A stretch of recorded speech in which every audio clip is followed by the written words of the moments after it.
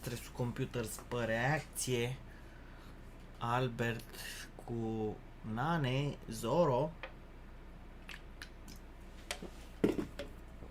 De la taxul lui Andrei Romo. Nici nu mai știu dacă mai e asta, că nu mai știu când am făcut calculatorul.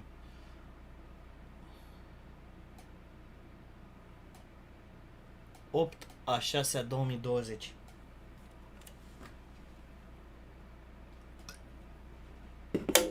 Încă mai e bună, boys. Încă mai e bună, țineți minte de la mine. Ce se poate întâmpla dacă bei bere expirat? De vreo 6 luni de zile. Ce se poate întâmpla, băieți?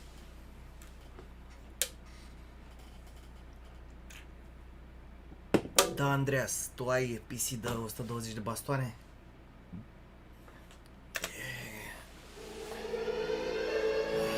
Toți băieții, uite, cu pop cola și eu sunt cu pop bere aici, cu pop tot sunt.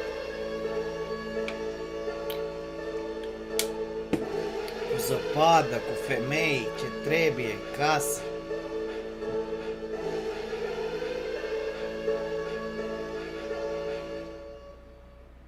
Acum câțiva ani Beto era prost, dar s-a trezit când l-au băgat pătasul jos. Mă întreabă într-una Beto de ce ești răutăcios. Doamne, te iubesc, dar sunt un păcătos. Acum câțiva ani Beto era prost, dar s-a trezit când l-au băgat pătasul jos. Mă întreabă într-una Beto de ce ești răutăcios. Doamne, te iubesc, dar sunt un păcătos. Bă, ăsta îi zice Beto de la Alberto, creier.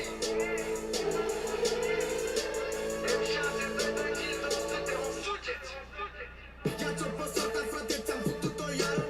Pizdos sunt Beto, să mâncați pula de cioară. Sunt repetent, muie doamna profesoară. Nu mai merg că am rămas a treia oară. Chichi-chan, aduc oaie lungeagu. Sunt din M6 și sunt Zoro cu briceagu. Am dat în el, l-am luat ambulanța cu sacu.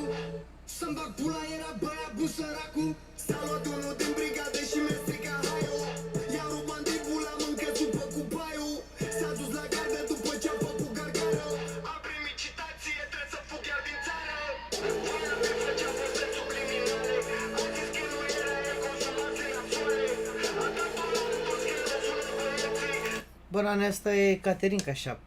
Nu știu din ce l-am văzut eu din postări pe Instagram, pe astea pare cam întrepărat așa, cam maiurit, cam nebun. Place de el. Dă Nane asta. Și am văzut și primul clip ăla, nu mai știu cum era, cu... De zicea că l-a acuzat lumea că fura negative și de zicea că le lua de pe net și le explica ce înseamnă, nu mai știu ce le explica. Ce înseamnă cover, ce înseamnă negative, ce înseamnă de-astea. Chiar Caterinca Nane asta, să mă bată tata. E panoramă rău, da. A, mixtape, ce înseamnă mixtape, corect. Dar s-a trezit când l-au băgat pătasul jos. Mă întreabă într-una Beto de ce ești răutăcios. Doamne, te iubesc, dar sunt un păcătos. Acum câțiva ani Pana mea, cum eu am crescut cu Paraziții și cu Mafia și cu astea, probabil și voi ați crescut cu Nane și cu cine Dumnezeu mai cântă. Bacovia, cine mai erau băieți de ăștia de cântau muzică de asta, de ascultați voi. Înțelegi? Da. Și cu cine? Cu cine mai cânta? A, și cu Chilophonic, și cu Shatra Band, și cu de-astea. Cum să crești cu Nane? Eu am crescut la Cămin. Păi ce e, de puține ani Nane ăsta? Era și pe vremea ta, bro, nu ascultam. Ascultam doar de ăștia, dar ajungeau pe mainstream. Nu stăteam să căutăm, să caut cei mai underground rapperi, Arsura și toți băieții. Arsura tot așa, că a scos vreo 2-3 melodii. Da, el era cu battle-uri, cu de-astea. Am fost la câteva rap battle-uri de-astea. Da, n-ai ce, ești nebun, ascultam muzică mainstream cu aia. Trebuia să mă joc cantă, crezi că căutam să muzică. Mai ascultam manele în cartea, ești nebun. Doamne, te iubesc, dar sunt un păcătos. M-a sunat aseară că i-am făcut muista. Hai să mergem peste el să-i rupem pista. Îi băgăm o pistă pe cap să-i dea adresa. L-am luat la pană, vere, ia sări proteza.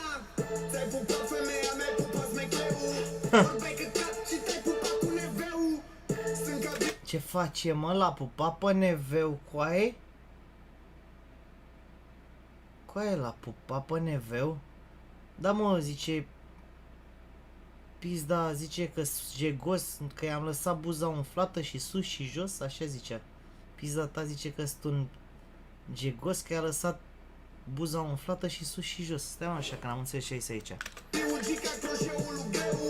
A luat-o scute, băgăm o pizdă pe cap să-i dea adresa. L-am luat la palme, vere, i-a sărit proteza. Ți-ai pupat femeia mea, pupa smecleu. Vorbeai căcat și te-ai pupat cu neveu. Deci, ăsta de prietenul lui Gagicul fetei astea a fost abuzată pe cale sexuală de Alberto și cu Nane Alien. Deci băiatul ăla l-a pupat pe neveu, mă? Ce muzică urâtă, stăpine? Sunt ca biugica, croșeul lui greu. A luat-o scurtă, i s-a terminat tupeu.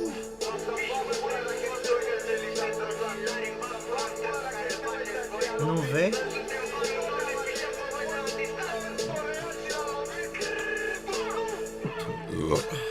E casă, boys. E casă. Pauză. Like. Full screen. Unlike.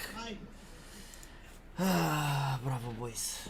Excelent. Excelent. Mulțumesc frumos de această experiență de nedescris. Sună pe neveu? Hai că-l sună. Băi, neveu, vezi că au făcut ăștia piesă despre tine. Crezi că nu știe, puiu? Crezi că nu știe?